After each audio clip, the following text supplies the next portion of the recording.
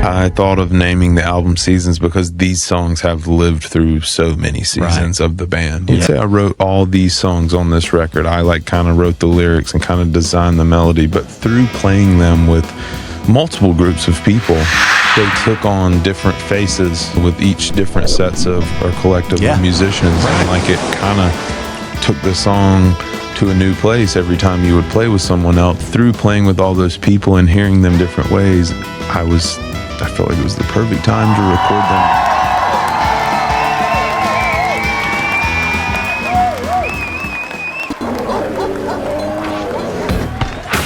Yeah, 316. Got game and pulled out his own Atari. I said sorry, I'ma have to pass like Nash to Amari. Tiger up early on a Sunday, sinking birdies while the pigskin spinning through the air, tight and birdie. It's a TD, it's a TKO, a home run, it's a hat trick. Ain't no way to be an all-star without practice. So if you down to sacrifice your life for a draft pick, it's a pretty sweet position you can live in if you have some things in the air. If you got game, wiggle like you just don't care. If you got game, playing like you got no fit, and you got game. If you came here to win, yeah, you got game.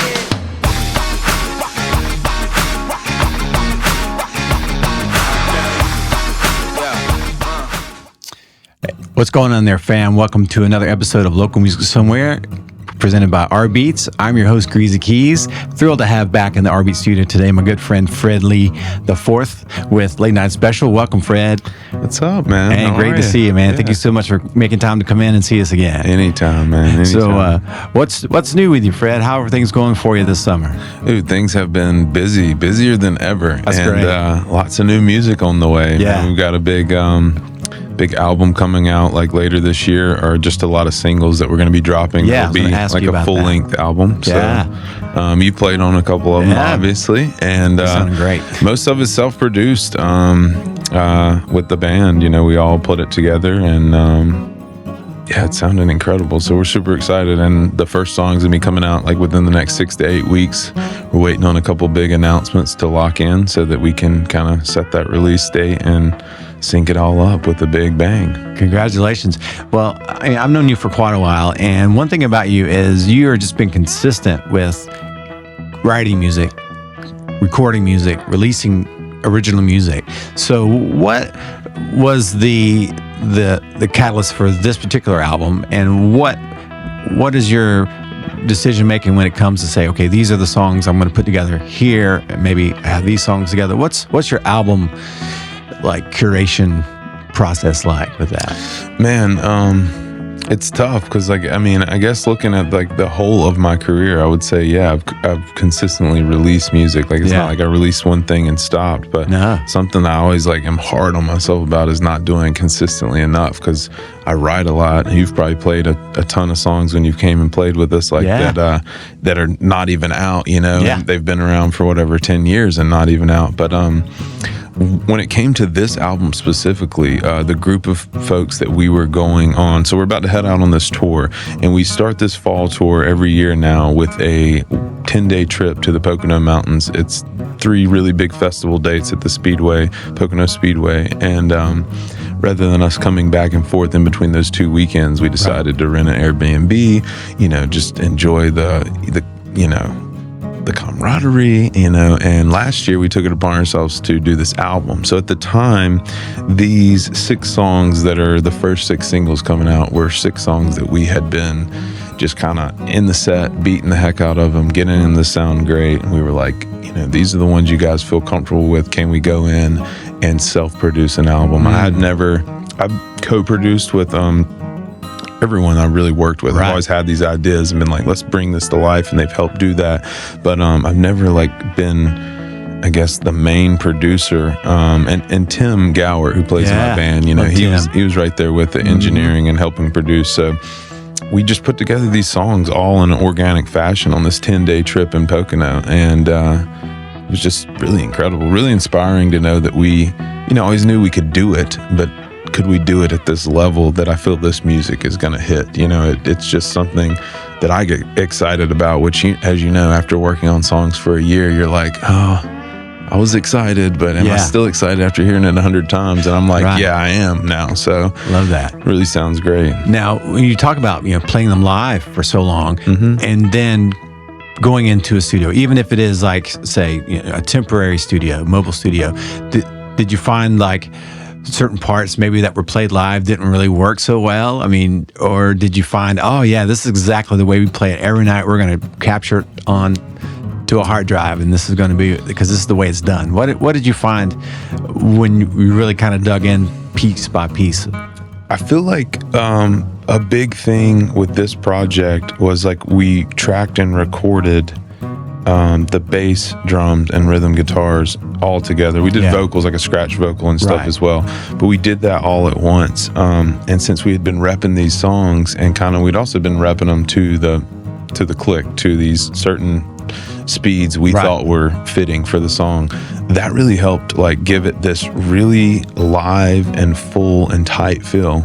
And then when we came back over, yes, we did find out like, hey, what you were playing live really doesn't fit underneath the microscope. And it was kind of crazy because through that process of recording and working through the parts, I think in the beginning it was discouraging for all of us. Like we're kind of like, well, that's what I play live. And you're like, yeah, but let's make it fit for the record. And through going through that, you can kind of see some of the stress levels increase when you're recording, because they're like, well, that's not what I play live, but just wait. And as we develop the parts, like you just watch everyone's eyes illuminate with like, wow, I'm glad we did it this way now. And so we worked out those kinks, and a lot of stuff, what we found was it just took the live performance even to the next level. Because as we're recording this album, we basically tracked it in 5 or 6 days, and then we went right back to playing another show that following weekend. So we got to go out and kind of try some of the parts out, and it was kind of cool to see the exciting moments that came from that, and transferring it back to the live set, and hearing some of the space that we had created, whereas before you were kind of like, well, I didn't really hear what you were playing, so that's why we didn't use what you were playing live, because it was clashing with maybe this, or it was clashing with that, so it was just canceling it out. So it was really cool to just do that process in between, being prepared for some really big shows. We're going out playing for 10,000 people each night. You want to bring your best rehearsed, show and kind of give it your all. So we were ready for that, and then being able to transfer that into like making an album in between. That was really cool. I love that. Let me ask you this: since you have so much experience, what's one thing that you wish people understood better about being a working musician today? Yeah, it's in the title, working musician. You're going to do a lot of work. It's a lot of work, You're going to do a lot of work. I think it's interesting now too that there's been so many things come out that allows you as an individual to be an artist as an individual, and that's great. And I guess on one side of the pasture, where the grass is greener, being able to do everything yourself is great, but it's also like when you're able to do everything yourself, you wear a pretty heavy load of hats. A lot of hats, you have to do a lot of stuff, so it kind of takes out. There's always a sacrifice, right? There's always a piece of your life you're going to take away to be able to have to do another job that you can do, and I would say that's one thing. I mean, just to sign up to be a working musician, you're going to do a lot of work. And I've always, like I said, I've always played in a band. I've always believed in a band. I've sometimes been advised by some people I look up to, or people who are trying to guide me in my career to just go solo and be a solo artist. But I always believed in like being a part of a team. I grew up on great sports teams and was part of like the oldest of 5 kids, so a big family kind of team aspect. And like, I just always felt like you could do something bigger than yourself when you're with a team of people who have the same mentality, that they believe in an idea or like a goal together. Like you can just get to so much higher peaks that way. And so that's kind of one of those things I would say that ties into that working musician thing, is it's like, it's a lot of work, but when you have a good team around you, that workload gets split, and it really helps everyone enjoy the process of working, because we do what we love, and there's times that you don't love some of the things you have to do to do what you love, right? Working, right. I love that. Because like you said, like you worked as a solo artist for a while, with always sort of like this band goal, mentality. But yeah, you have to wear a lot of hats. You have to be, like I said, not only playing music, learning music, writing music, not only composing music, but then learning covers, what's hot now, what do people want to hear, and try to appease that element of the audience. But then also, like I said, going back to recording in the studio, you had to kind of put on this producer hat. How did that really affect you? Like, was it tough to kind of be like, making calls on parts and like saying, yeah, this is great, but let's try it this way? Or did you find it difficult to have those kind of conversations? I enjoy that process because I've watched other people do it. So I kind of learned from them that, like, I've been both the player that someone's like, look, instead of that you are in love with playing that part, try this. And me being kind of like, oh, okay, and doing it. And then later being like, great idea, man, you know? So like, I don't know, in a way I felt like I was guided and trained to be prepared to do that because like I watched, documentaries or interviews, watched other people in the studio and those processes happen and watched how someone would take this song that you've made great playing live and you're ready to record, just take it up one more notch or sometimes 10 more notches and just make it better. So it was hard for me in a way that, like I was saying, when we got down into the studio and everyone was like, all right, I'm ready for my part. And they played it and we're like, okay, try this. Like, I like this part. Let's like do it twice, do this here at the end. Right. I saw the frustration and I felt bad because in a way, and again, this is just my assumption, I felt like I was maybe dampening someone's creativity. Sure. But in the end, as it all came together, when we stacked and layered, because a lot of times when you're playing live, you have one shot to play the part. When you're recording, you can take your instrument and stack it 2 or 3 times and play like the octave or the harmony. Right. And all of a sudden, this one little da-da-da is like, like it's just so much bigger. And something I learned in recording is like simplify the part and stack it. And all of a sudden, it sounds twice as complicated. Right. Sounds more shiny, blah, blah, blah. So it was hard because in a way, I was like, these are my guys. I believe in them. I don't want them to feel like, I'm telling them their part's not good. I'm just saying like, hey, let's make it even better. And that's what I felt like we did. I know kind of I felt universally as the group, everyone was like, yeah, dude, we really took this to the next step. And hearing the songs coming into each phase of mixing and stuff, everyone was just like, wow, like we've done something incredible here. Right. And so, we were talking before we started a little bit about, some of the other musicians you call on that maybe haven't made the cut with the band, but who are incredible musicians in their own right. But yeah, live, it's like everyone wants to play. You're in the energy of the live moment with the crowd and everyone's playing their hearts out and like really digging in and maybe probably overplaying, but no one really catches it in the moment. But yeah, when you really put it down the tape, that's where, that's the way that song's going to be recorded for forever. And it's like, you kind of have to also have the chops to play it live and execute the energy, but then also somehow contain the energy and execute it in the studio. Like I said, in a simpler way, probably. Playing the part. Playing the part, right. It's hard. I mean, like the acoustic environment of playing live is so much different than being in the microscope of being recorded, and so, it's a balance and it's I consider them, and maybe you do too, but each of them are their own craft. Like playing live is its own craft compared to recording. Just like engineering is its own craft versus mixing, and producing is its own craft versus being an engineer, True. So in many ways, it's definitely quite a process, Right. So, you got 6 songs that you guys recorded last year. Is there, did you have is there a theme in those songs, or is there a message that you're kind of sending through with those particular songs together coming out, or what? Not necessarily. Yeah. We temporarily have the album titled Seasons, and I always felt it was very fitting.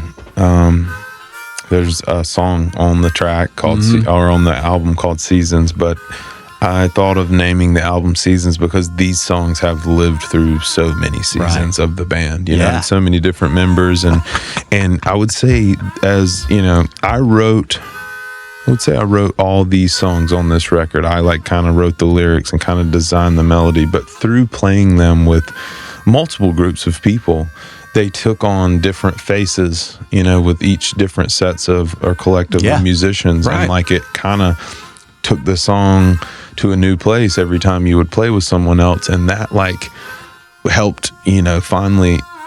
In many ways, I wish I were recording them years ago, but through playing with all those people and hearing them different ways, I felt like it was the perfect time to record them now, because they had gotten to a point to where they felt like they were whole, you know, and you weren't struggling so many times. Maybe. Yes, full grown, exactly. You know, they've been through all these things. So the album has a temporary title, and we may still stick with it, but called Seasons, and I feel like that describes it a lot. These songs were all wrote probably over the last 5 to 10 years, and we have a few more songs we're adding to the 6 that we did to put on the album, so it's going to be very, very good to get these out. And it's exciting because, like I said, it was all mostly self-produced, and it just sounds way better than I ever thought it could, you know. That's which is awesome. Yeah. Now, do you find yourself as a songwriter? I've talked to several folks who feel like, you know, I've got to get an album out because I've got to get these songs out of my system so I can move on to new material.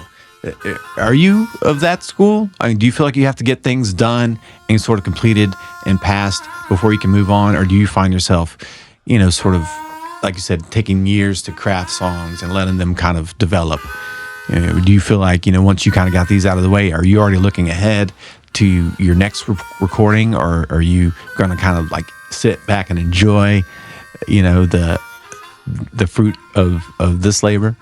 It's tough, man, because I don't know, being a songwriter, you know, in my experience, I write a ton. So we've talked about doing the, you know, the grinding gigs, you know, the solo gigs, or maybe you're out playing covers or in the corner of the bar or whatever. Yeah. I write probably 90% of my songs in places like that. When I'm in the corner, I feel like a little, well, maybe nobody's paying attention. I need to entertain myself right now, so I'm not being not entertaining. And I will make something up. I have this flow state that things come out, and I'm really good at just as soon as I feel the riff, I'm like, iPhone record, you know, and I capture that moment, and I just have it in a bank. And some stick where for the next 4 to 8 weeks, I'll just play this song every night that I'm playing, and I'll show it to the band. But so I write tons of songs. Probably wrote in the last 5 years maybe 200 songs. And it's like, some of them I will never remember unless I go back to this thing. Some of them have stuck into making it into the set. And I've always, like I said, I mean, in my career, I would say I regret not releasing more music. But there's that other side of that thought that is like, if I would have released these songs, these 6 songs that are coming out first, 5 years ago, they wouldn't be what they are now, which is, like I said, I'm proud of them. You know, I'm not tired of listening to them yet, which is amazing because I've heard them so many times. Yeah. But, you know, so I live on both sides of the sword on that one. I just feel like it's like, sometimes I do need to get them out, but most of the times I let them escape into some sort of hard drive, you know, whether it's their iPhone or on my demos on my computer, and I know they're safe there to come back to. Yeah. So, like I said, when you're playing those kind of gigs and you're working, you know, like I said, you could be in a corner playing somewhere where it seems like no one's paying attention. You have to entertain yourselves, or you could be in front of 10,000 people, you know, performing. But has the hustle culture, that's what I'm trying to say, the hustle culture of the working musician become more about building a brand as opposed to the music? Is it more important to build the brand? Well, that's tough. I've always struggled with that idea of building the brand. Yeah. Because I've always been like, well, I personally for my solo stuff, I'm the brand. You know, like I don't want to be anything other than authentic.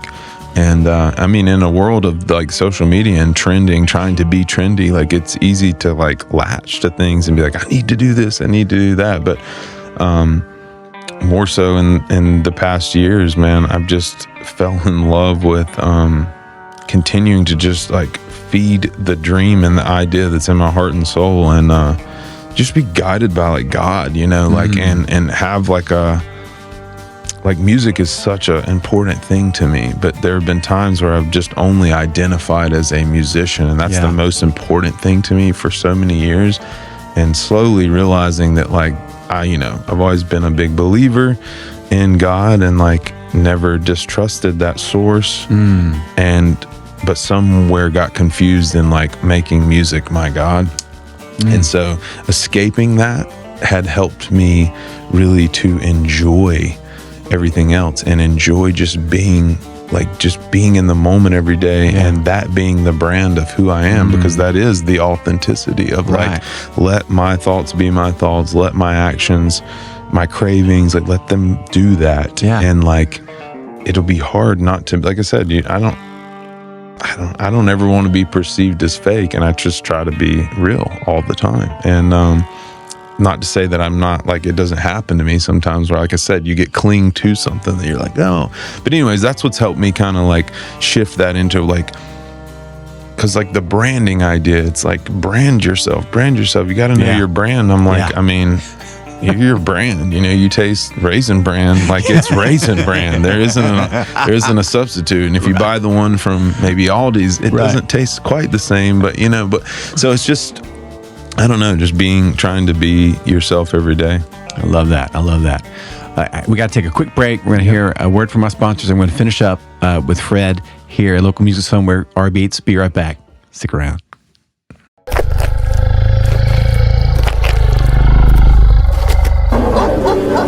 Hey everyone, if you're like me, music isn't just background noise, it's the soundtrack to our lives, pumping energy into our everyday moments and helping us feel, well, more alive. Today I'm excited to talk about something that's revolutionizing the way we experience music. rBeatz Radio. Created in 2012 by a diverse group of artists, songwriters, and musicians, rBeatz isn't your ordinary radio station. It's a universal, unique, boutique internet radio and media streaming service that's all about simplicity and inclusivity. Whether you're an artist looking to share your tunes or a listener craving new beats, rBeatz is here to amplify your experience. Now picture this. You're grabbing a 6-pack or 12-pack of radio streams, tuning in and discovering music that's played non-stop. 25 hours a day, 8 days a week, 366 days a year. Yes, you heard that right. rBeatz is committed to making sure your music, your voice is heard around the clock. Their mission? To provide a platform where all musical and artistic talent can shine. They keep it simple. KISS, or keep it simple sweet, with an open book policy that welcomes all creators. And the vision? It's all about inclusivity. rBeatz welcomes the most discerning listeners as well as the non-discerning ones, making it a hub for music discovery and media enthusiasts everywhere. As a member of ASCAP, BMI, CSAC, Sound Exchange, and Popology, rBeatz stands as a proud advocate and supporter of artists and musicians. By tuning into rBeatz, you're not just listening to music, you're supporting an entire community of independent musicians and artists from all over the world. So what are you waiting for? Whether you're here to listen, read, watch, or support, rBeatz is your gateway to the future of music. Join the rBeatz radio revolution. Let's make the world listen. The future of music is now, and it's waiting for you. Remember, less is always more with rBeatz. Tune in, turn up the volume, and let's change the way we experience music together. Catch you on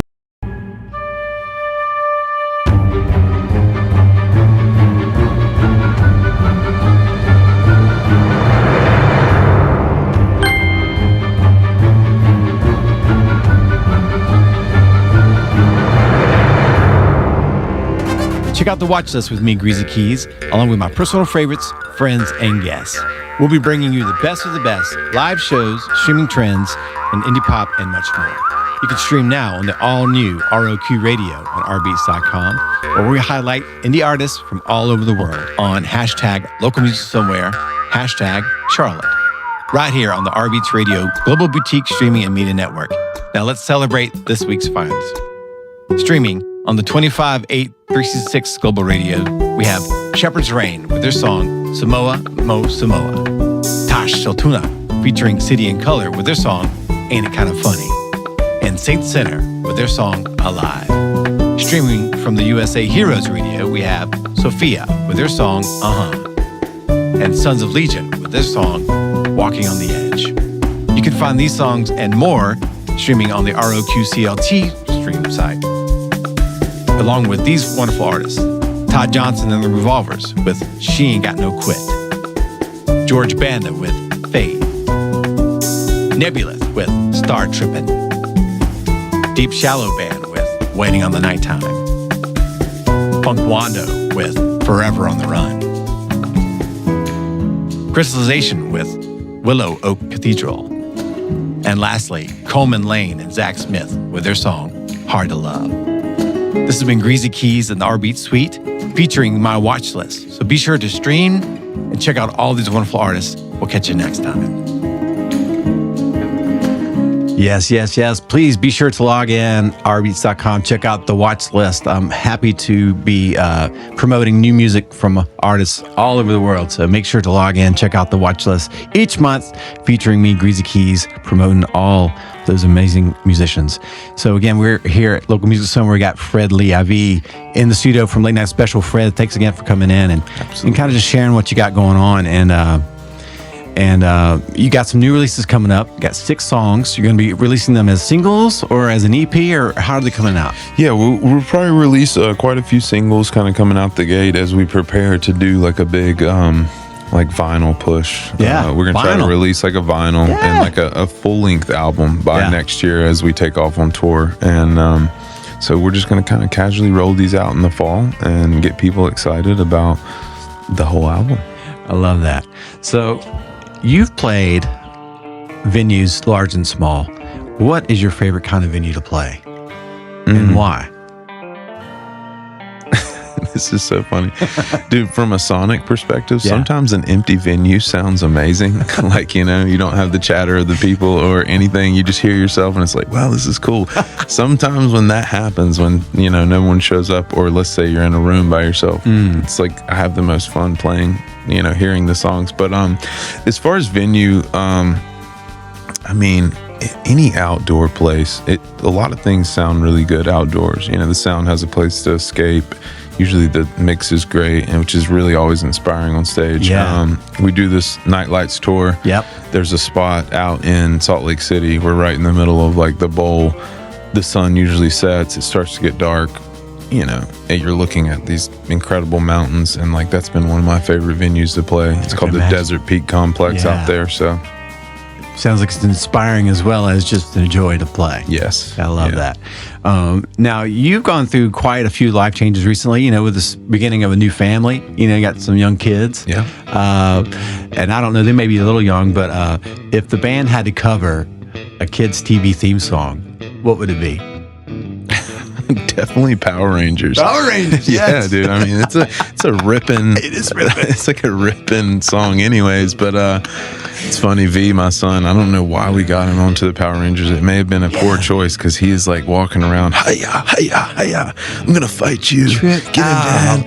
Morphin time. I'm like, oh my god, dude. We got the freaking. I said, what color are you? He's like, I'm the Purple Ranger. I'm like, there's not even one, but you're the new guy. He's okay, the Purple Ranger. Love that. But man. the song, it's ripping. I'm like, this would be a cool song to cover.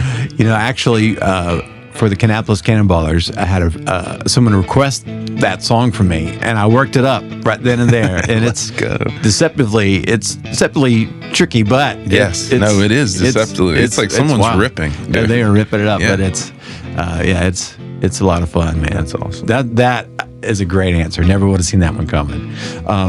So you got some really cool things happening with the release of your new songs. But let me ask you this: of the songs that are getting ready to be released, which song would you imagine could be played at a Checkers game?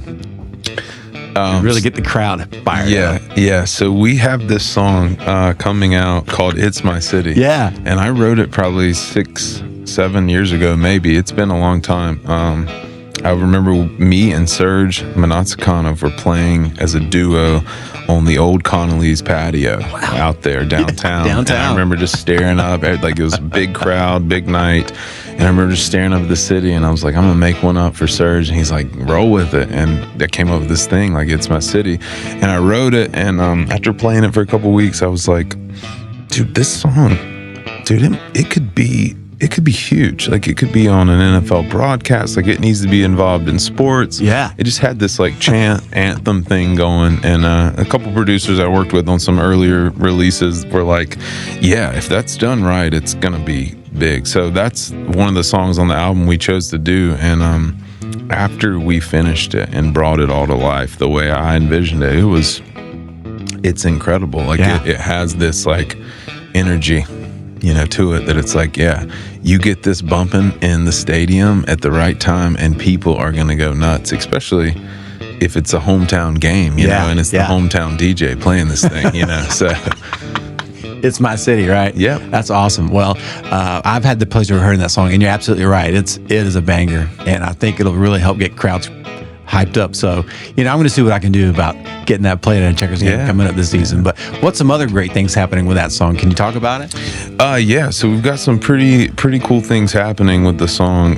We had a guy reach out to us probably 6 months ago and had randomly found our music on a Charlotte playlist. Wow. And reached out and said, hey, we're putting together this show. It features key highlights of these major cities and with sports teams, and we've got the Hornets and we've got the Panthers involved. I believe they ended up working with the Checkers too. Yeah. And so we would like your band to be on the show as like a live band, you know. And I was like, awesome, you know, do you have a song in mind that drew you to this? He's like, well, I like this song. I was like, well, would you be interested in something new? Because we're actually about to release this song. You know, you're working with our home teams. Check this out. And send it to him. 5 minutes later, he calls me. He's like, dude, let's talk about this. He's like, I absolutely want to use this song. So these guys are doing this show called Staycation Sports, where it comes to a city, you know, features, highlights some things in the city, some awesome properties, and then you know, kind of coincides with the sports teams and, you know, features them as well. And he was like, this song's going to be perfect for this video that we're doing. And just convinced them to use this song on a show called Staycation Sports. And they've kind of followed up since we shot our episode. Obviously, you were in the video shoot. Yeah, that was a blast. Thanks for having me be a part of it. Yeah, it was incredible. They're wanting to take the song to the next level with the show, and it be the theme song of the show, because they're like, dude, this fits so well. And some of the guys we're working with, Charlie and Rob, you know, I told them this story about writing the song, and it like not needing, but like I was like, dream it would be on like an NFL broadcast on Sunday or Monday night or something, you know. And they were like, we totally hear this. And Charlie had previously worked with the NFL, so just to hear them say that was cool, because like I'm a dreamer through and through, and I've told multiple people who are either in the band or around the band that story, and them just be like, okay. And to hear some people who've worked at a higher level in production and, you know, with TV and worked with the NFL, they were like, dude, I think if you get this in the right front of the right person, maybe something could happen. Yeah. So just really cool stuff like that, you know, it's validating, you know, something that as soon as I had wrote the song, I was like, man, this has this vibe. And if I could create this energy around that vibe, it maybe could serve something like that. And I, you know, grew up playing sports, always been a big, you know, fan of sports, obviously. So it's just cool to, you know, see music, you know, it goes hand in hand with sports. I mean, I remember coming out of the tunnel in high school and the song that's playing, you know, so yeah. That's awesome. So that's a single called It's My City. Going to be released soon. And shout out to Charlie Boots and Staycation. It's a CBS Emmy award winning apparently show that is going to be featuring Fred and your music and everything. That's awesome. That's going to be a very exciting thing coming up. Before we go, man, we were just talking a moment before we came back on air. You know, just sort of like you're, as any working musician, with your self-identity and not getting caught up in being like you said, Fred, I'm the lead singer of Late Night Special, and this sort of encompasses me, but you're more than that. You know, you're a father, you know, you're a friend, a child of God. Can you kind of speak on that, and maybe using that, maybe and giving some advice to other working musicians or maybe people who are fledgling musicians? Yeah, and how that Yeah, and I would say that mindset for me, I could see it working in many scenarios, or being relative to many different jobs. To be honest, I mean, a lot of people identify with their career. They're just like, hey, I'm John, I'm a banker. Hey, I'm I'm a truck driver, whatever. And it's like, there's such a demand in this life to provide financial incentive for you and your family, if you will. And a lot of times the pursuit of that gets really hairy. It's tough, it's heavy, it's hard, it takes up a lot of your time. You're looking at like what the average is, like a 40-hour-a-week job, maybe 50, 60 hours. Probably, now. There's no telling. If you're a YouTube creator, you're spending way more time preparing your videos and stuff than just the 3 minutes that people watch online. And music's the same way. Like, you may come to a show and see us for 30 minutes to an hour and a half, but like, what goes in to make that happen, the amount of drive time, all these things.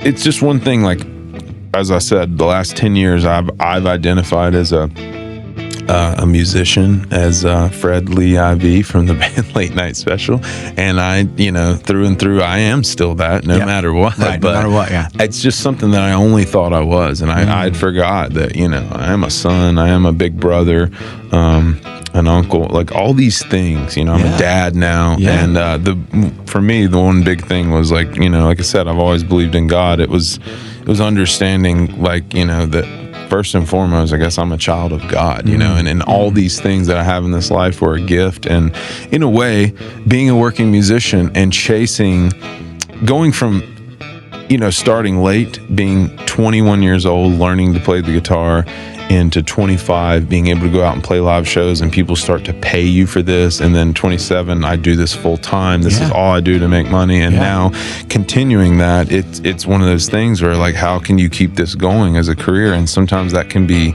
daunting and taxing on your life, because it's, like I said, it's in the title, working musician. You work a lot. And as I've had kids, maybe have lost certain friends, or not really lost friends, but not as in good touch with friends, is because I'm always busy. I'm always doing something. I just needed a way to reset my mindset and figure out how that, you're not just this one thing, and that life has so much more to offer than just your career. And obviously music's a passion thing that sometimes in certain people's circumstances becomes their career. And do I enjoy what I do for work? Yes, like every day. But at the same time, like, there's taxing parts about it. I think any path you choose in life, there's a pro and a con, and there's always something that's going to be, something you don't want to be taken away that gets taken away by one or the other, And so, for 10 years, I just have identified as like this one thing, musician, musician. It's like, you're still that, but like knowing that there's more to you than just your job or maybe just your talent, and we've spent tons of time together. I can say that about you. Like, you're a great keyboard player, but you're like an amazing person too. You know what I'm saying? You're a great person to be around. In many ways, I've been inspired by you outside of just your musical talent, which is what brought me to you. I knew Jason Adkins was the best keyboardist in town. I need to get him to play in Late Night Special, and we played together. But through that, you just know so much more about people. James Brock is another great example. Like, phenomenal player, but like, dude, like, I could sit with him and talk about anything in life and religion or anything, and there's so much more depth to him than just his musical talent.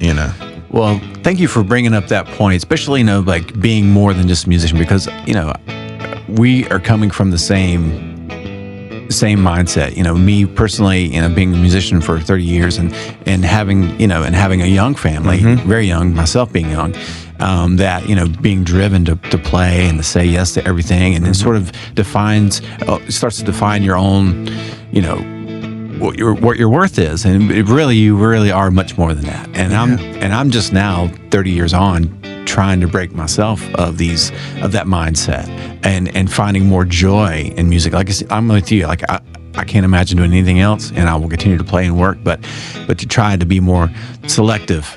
And just find more joyful things to do as opposed to being money driven. So it's hard. It's not easy. It's not easy to break out of that hustle mindset. But hearing you say that was really just affirming and really cool to hear. And I hope people elsewhere can kind of take that in and look for that, those joys and other aspects of their life, and not feel just defined by one aspect. Because obviously being a working musician, we talked earlier, is not only you have a vision that you're trying to push, trying to create, but you have other people's influence and decisions that end up affecting you, and it can be disheartening not to see something come to fruition the way you imagined it, but to you have to learn how to juke and jive and sort of keep pushing through. But like I said, as long as you can remember that, hey, you're from a greater power, and that you have a purpose here, that it's okay that it doesn't work out the way you've necessarily planned it, that you're making impacts on people that you don't even realize. 100%. So, that's really cool. And that's something, like I said, chasing. I had somebody say it to me the other day, and I opened up for the Charlotte Symphony at the Village Park thing. Amazing. And I remember one lady, like, she made sure that she was like, "You're just amazing. You just don't know what you do for people's souls." And I was like, "Oh, thank you," trying to be genuine. And then she grabbed me and said, like, "No, like, you touched my soul tonight in a way that I needed to be touched." And like, if it was just me tonight that felt that, like, know that you did something for a person. And like, at times you forget that it only takes,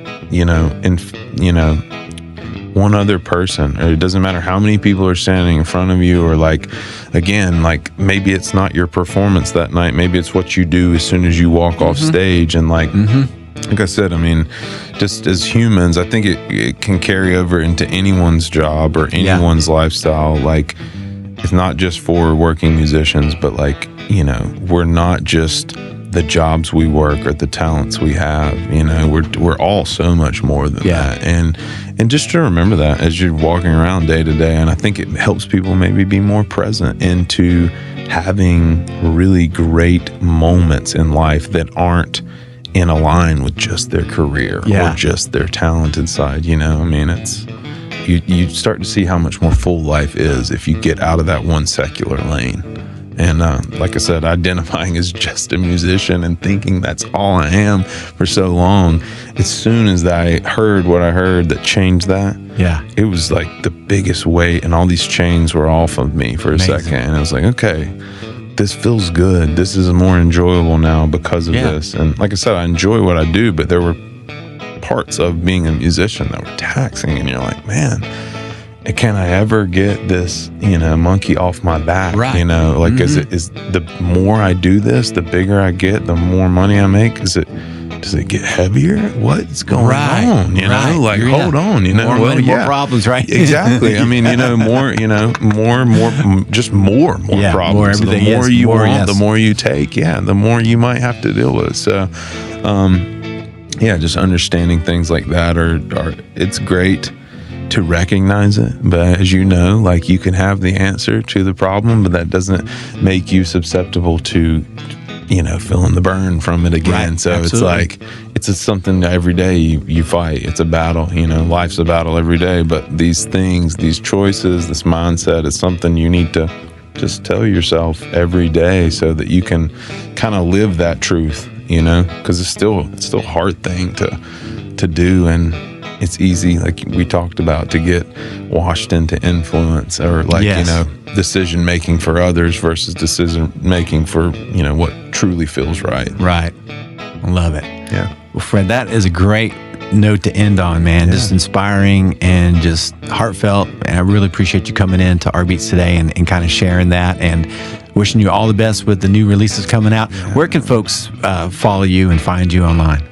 LateNightSpecial.rocks. That's the website. It'll link you to everything. We're at Late Night Special Music on Instagram. That's probably the easiest place to get you around. But our website in there, and then we've got a big show coming up here in Charlotte, October 10th, Awesome. at the Rabbit Hole, which is this year is actually 10-year anniversary from our first ever album release show. Congratulations. Which was at Rabbit Hole. Amazing. So our big Charlotte show this year is going to be there with a band called Nether Hour, October 10th. Now, is that still the Rabbit Hole, or is that Jack's now? I believe it's Jack's live but now. But it's the old Rabbit Hole in the middle of Plaza Midwood. Yeah. Great room. Yeah, Cool man. stage. I don't know if they've updated it much or changed it much since The then. pole is gone. Oh, no, the pole's gone. The pole is gone in the middle, yeah. They have upgraded it. And weirdly enough, man, a guy that I grew up with who was, I believe he's 4 or 5 years younger than me. I remember I went as the host for the chaperone for my brother's senior week, and he was there. So this kid I grew up with that actually took over managing it and kind of, I guess, like, you know, is fulfilling the lease over there right now and Wow. kind of keeping the live music thing going. So Love just full circle, great opportunity to come back this year and play there. So That is so cool. Yeah. Well, hey, Fred Lee IV, Late Night Special, thank you so much for coming to rBeatz. Absolutely. Local Music Somewhere, wishing you all the best with your upcoming releases. And be sure to be on the lookout for Fred Lee IV, Late Night Special, and the episode of Staycation. I think it's streamed. I think it's streamed, but they said that it's going to be airing on CBS, CBS. you know, sometime within the next 8 weeks. Awesome. So they're So- trying to get that date set, and it's going to come out here for all the Charlotte folks. So. Absolutely. We'll be sharing that for sure. Be sure to follow Fred. Follow Greazy Keyz as well. If you don't, follow me at Greazy Keyz. That's GreazyKeyz. And that's on Instagram or Facebook and X and all those things. And we'll be sharing more information soon. Thank you guys for tuning in today, rBeatz. Local Music Somewhere with Greazy Keyz. We'll catch you next time.